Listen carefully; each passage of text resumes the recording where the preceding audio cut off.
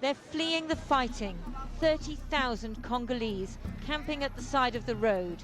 No food, no water, no shelter, forced to abandon their homes by a war which was supposed to be over, but which never seems to end. If I go back to DRC, I'll be arrested there and maybe put in a prison, maybe I can disappear like that and so on. There is a heavy security deployment across Congo's capital, Kinshasa, as Etienne Tshisekedi says he will swear himself in as president on Friday.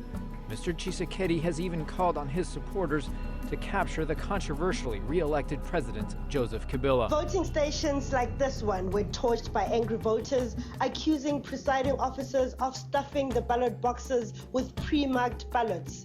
But this guy is saying that he came to give us freedom, but all those abuse of us, something must be done.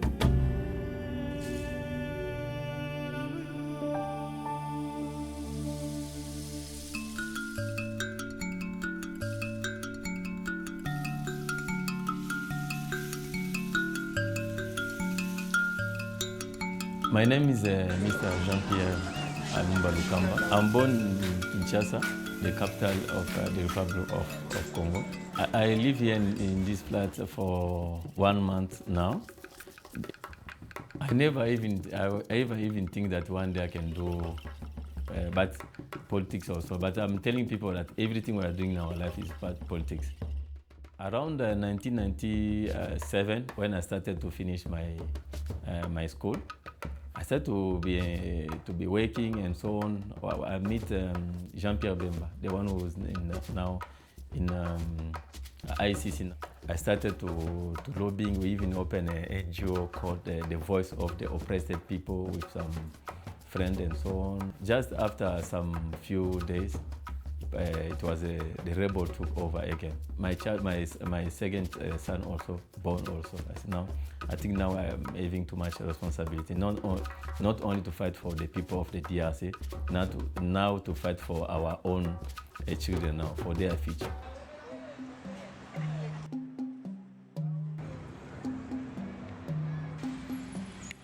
2004.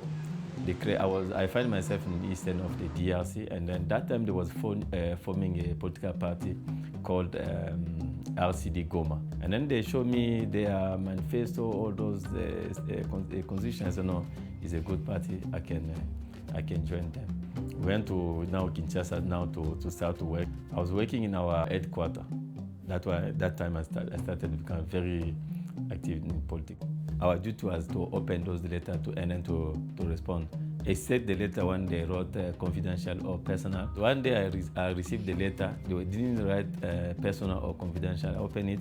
It was the letter from Joseph Kabila to our leader. It was a secret agreement between Joseph Kabila and our leader. And then I was very, very surprised, even shocked to see that our leader was loved by the Congolese people, and then also from the background or his background, he was the lawyer and activist, the pastor, all those things. So no, there's something's wrong. I must try to find out. And then the journalists come in our office, start to interview people and so on, and then they ask me what can be the motive or the motivation. Mr. Kabila was sworn in earlier this week at the presidential compound in Kinshasa. During his speech, he did not have kind words for his political adversary. After that interview with the journalist, I went home to my place. My wife told me that it seems like when I was at work, some unknown people came to look after me. They were asking my name, where I am, and so on. When I was just going to the office, I saw 4 people. They came to. They took me there by force. They went with me.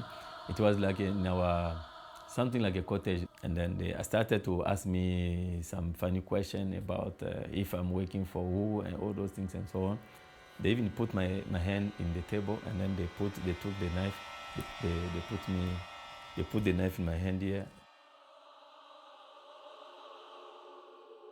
My uncle started to.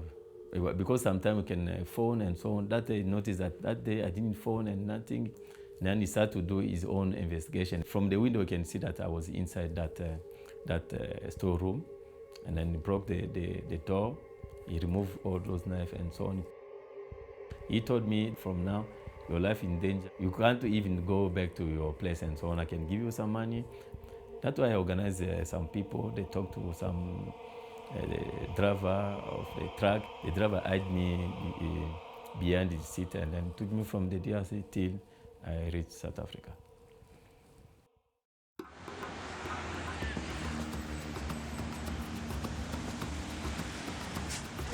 When I arrived in Johannesburg, my first challenge was the paper. The second challenge was the weather. The third target was the language. I was having to think in my mind about South Africa, that is a democratic country, but is also too much criminal activity in South Africa. The first things must go to Home Affairs to get a refugee paper, because anytime if they arrest you, they can deport you. I took the taxi from Johannesburg till Pretoria. And when I arrived in Pretoria, it was west. It was like Home Affairs was just facing like a bush, too much totes and so on. The first time I spent 2 weeks outside trying to get inside. Because they were starting to take people from 7 till 2 p.m. If you didn't have the chance to be taken, and then after 2 p.m. now we must start to make a plan how you'll be sleeping outside. I went in January 2007. That time I spent, I think, 3 or 4 days. They give me now my first asylum seeker in South Africa.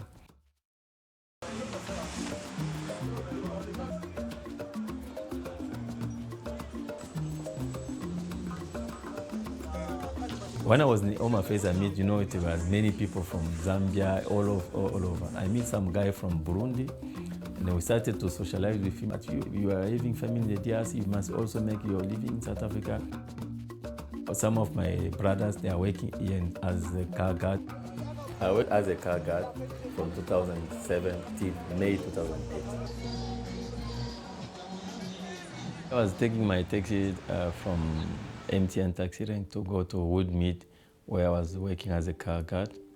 On my way, I just, as usually, I told the driver, next robot.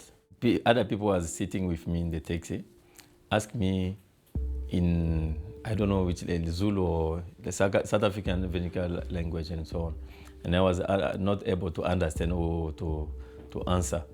They noticed that I was not a South African, sorry. They started to beat me up inside of the taxi. A wave of attacks on foreigners, which began more than a week ago in Johannesburg, appears to be gathering momentum. This is the most brutal violence the country has seen since apartheid. Dozens of immigrants have been beaten, stoned or hacked to death in the settlements around Johannesburg. Thousands of foreigners have fled, many seeking refuge in churches, police stations and government offices. I didn't go back to where I was staying. I lost everything. I was not able to go back there. And then we stayed at the police station, I think, for 2 weeks. Moved from the police station, went to the Refugee Range camp. And United Nations ACR helped the South African government to set up like a proper camp for refugees. When we arrived in the camp, the main question all of us were asking ourselves that after the camp, where to go now? We started to discuss, engage with the South African government, with United Nations, ACR. And one day I met someone from United Nations, ACR. I discussed with him in private and so on. I explained my situation, my family, everything. He told me, in this situation, as a United Nations, what we can ask South African government is to reintegrate you in South Africa community. That's why after the camp, I said, no, I must stop now with business. Now I must make sure that I can give the refugee or migrant enough information, enough help, enough orientation, because you can't make a choice without information. If you are having the right information, you can have also, you can make also the right choice.